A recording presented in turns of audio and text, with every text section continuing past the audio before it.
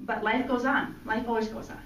And so we're living in Cheyenne, and it was on December 5th, 1999. So exactly 9 years later. And if you've suffered loss, you know that those dates are kind of markers.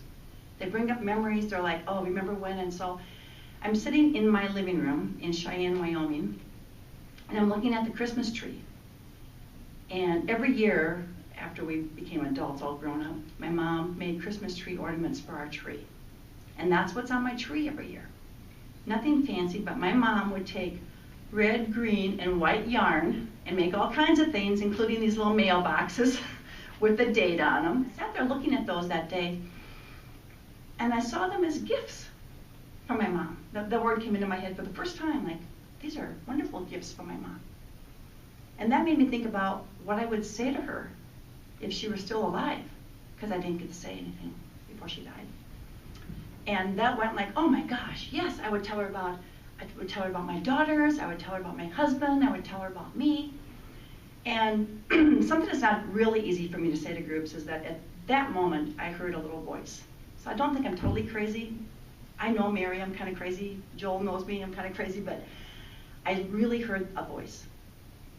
And the voice said, get up off your couch and go downstairs to your computer.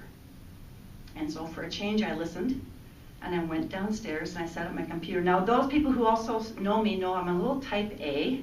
My last name is spelled R-A-A-P. So I sat there, and not very long, and didn't know why I was there. And I looked up over my left shoulder, and I finally said, now what? And honest to goodness, my hands just moved to the keyboard, and I wrote, Dear Mom. And I wrote my dead mom a letter, and I bawled. This flood of tears. I wrote my mom another letter, and I cried some more, and then I started to laugh. And over the course of 6 or 7 months, I wrote my mom all these letters about anything and everything. Birthdays and birthday cakes and snow on the ground and all kinds of things that just came into my mind. I wrote my dead mom a letter.